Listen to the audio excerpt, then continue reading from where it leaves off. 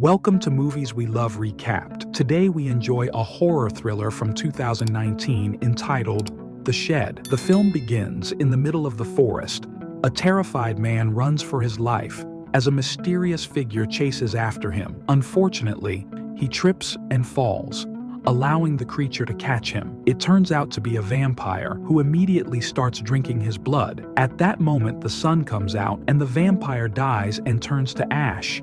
But the man also burns his hand, meaning he's now also a vampire. He starts moving by staying in the shadows of the trees and eventually runs into a shed nearby for protection. There, he throws up as the transformation reaches its end. Next, we meet Stan, who wakes up and has breakfast with his parents. Suddenly, a glass falls and his mother appears incredibly sick.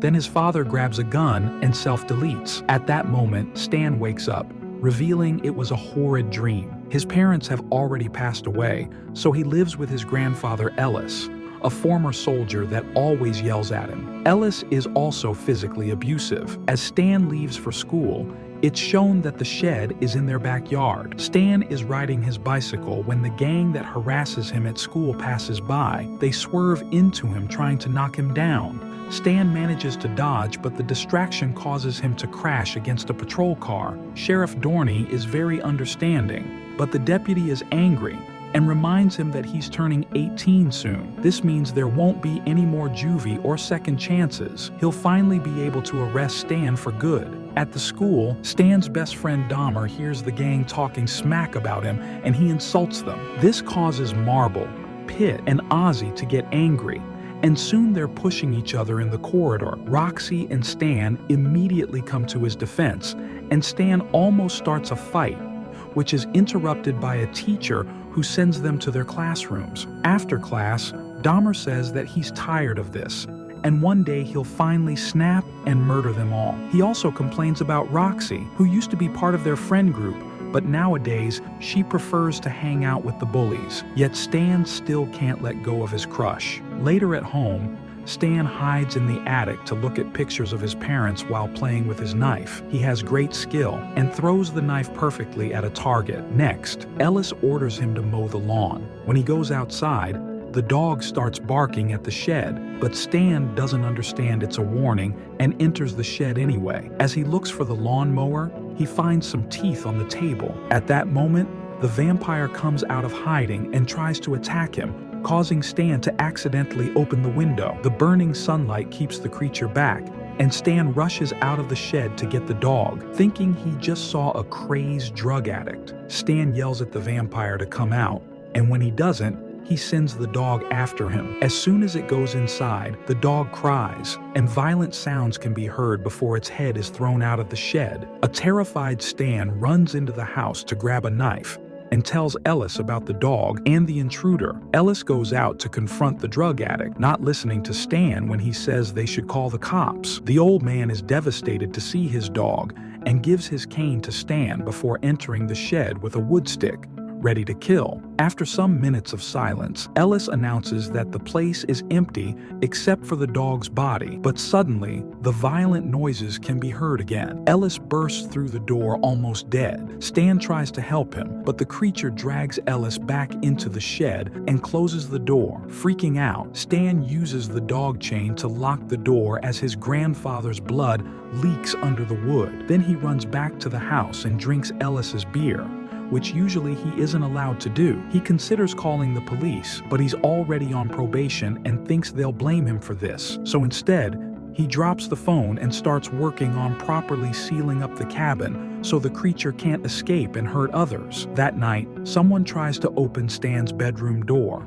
Thinking it may be Ellis, he leaves his room but finds nothing in the hallway. The electricity isn't working, and he hears Ellis whispering his name. He goes to check his grandfather's room and is startled by Ellis yelling his name behind him, but there's still no one there. Now the whispers come from downstairs, and he follows them until he finds the shed glowing and the voice turning deeper. He gets ready to open the shed, but suddenly wakes up in his room. The next day at school, Roxy tries to talk to Stan, only to be interrupted by Marble, who asks for help with his homework later. Roxy knows that Stan judges her for dating Marble, but she admits she's only doing it to survive the last year without being harassed. However, Stan thinks these decisions don't end with high school and will follow her all her life. Then he tries to confess what happened to Ellis, but they're interrupted by Dahmer, which annoys Stan, so he leaves. As Dahmer leaves the school, the gang starts insulting him again. Furious,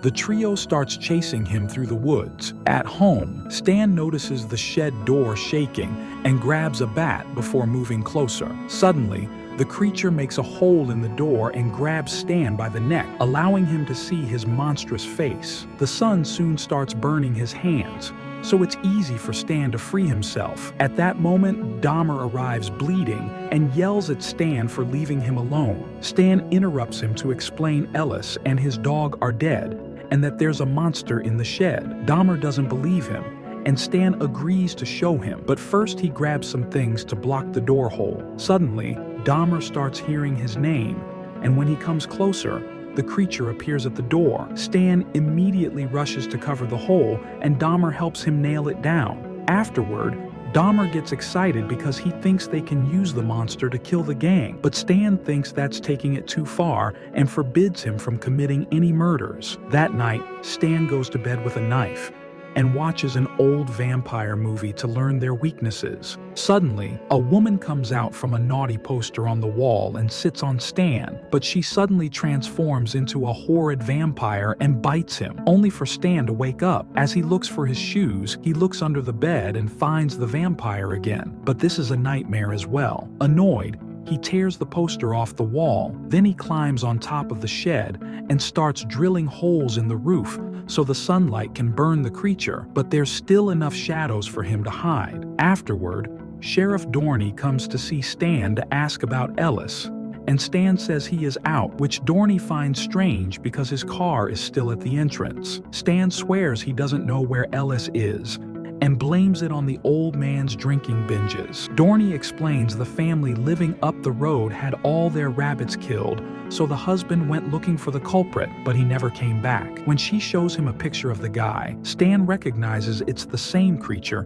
yet says he's never seen him. A suspicious Dorney insists on driving Stan to school, and while he gets ready, she sees Ellis's cane on the floor. At school, Roxy worries about Stan's wounds, but the moment is interrupted again by a nasty comment from Marble. Stan comes to her defense, and Marble tells him he can have Roxy, calling her sloppy seconds. Furious, Stan starts punching Marble and throws him on the floor to repeatedly hit him even harder. A teacher comes to pull him back and announces they're organizing a meeting with Ellis, but since they couldn't find him on the phone, they've sent Dorney to bring him over. Fearing for the sheriff's life, Stan runs out of the school to stop her, not noticing Marble trying to follow him. At Ellis's house, Dorney tries the doorbell, but nobody answers. At that moment, she hears a noise coming from the shed, so she goes to investigate. She's startled by something hitting the door rather hard, only to then hear Ellis's voice asking for help.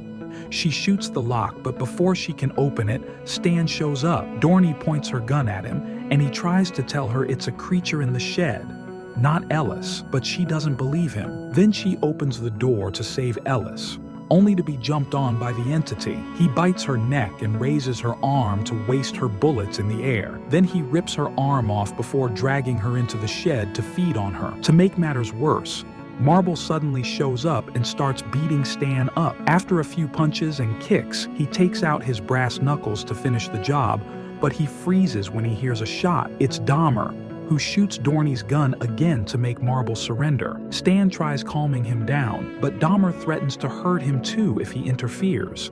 Then he starts insulting Marble, forcing him into the shed. Marble starts getting scared when he sees Dorney's arm on the ground. Marble starts apologizing, taking the blame for every incident at school, yet Dahmer tells him to go into the shed anyway. Soon they hear the noises of Marble being mauled to death. Furious, Stan starts fighting Dahmer for the gun as he yells at him. However, a scream from Marble distracts Stan and Dahmer hits him with the gun, knocking him out. Moments later, Roxy wakes Stan up. Dahmer is nowhere to be seen and the shed door is open. Roxy says she didn't see anyone around and starts freaking out when she sees the arm on the ground. Then Stan enters the shed to investigate and finds Marble's brass knuckles on the floor. In the shadows at the back, he sees Marble standing, but his dead body falls and reveals that Dahmer is now a vampire. Dahmer explains that the creature is gone for now, but he'll be back later to end Stan. He comes closer even though small rays of light burn his body. At that moment, Roxy sees him and screams.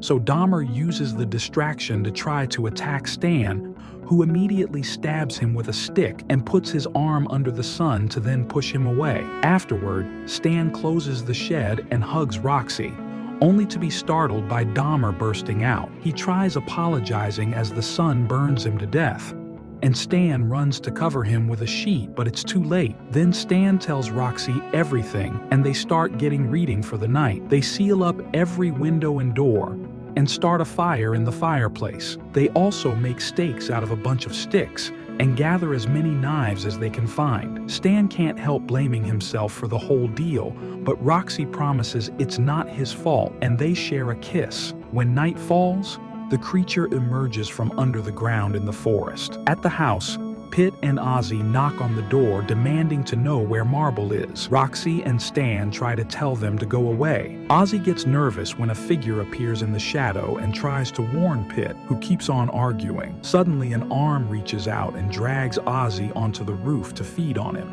Pitt finally catches on and the couple has no choice but to let him in. At that moment, the creature destroys the power box.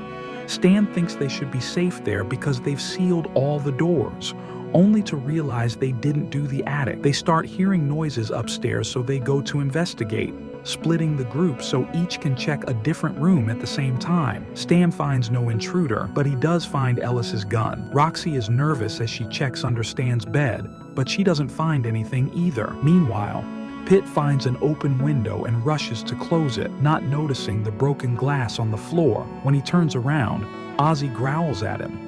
At that moment, Roxy is attacked and taken to the attic. Stan runs to help her, only to find his way blocked by Ozzy and Pitt, who is also a vampire now. A scared Stan rushes into a room and blocks the door with a chair to look for bullets, while Pitt destroys the door with an axe. Once the gun is loaded, Stan puts it in Pitt's mouth and shoots both vampires at the same time. In the attic, Roxy is about to be eaten by the creature, but Stan interrupts him. He opens fire, and the first bullet hurts the creature's arm. However, he can't shoot again because the creature grabs the gun away from him. Next, Stan lands the axe on Joe's shoulder, only to be kicked off. The creature removes the axe and jumps on Stan.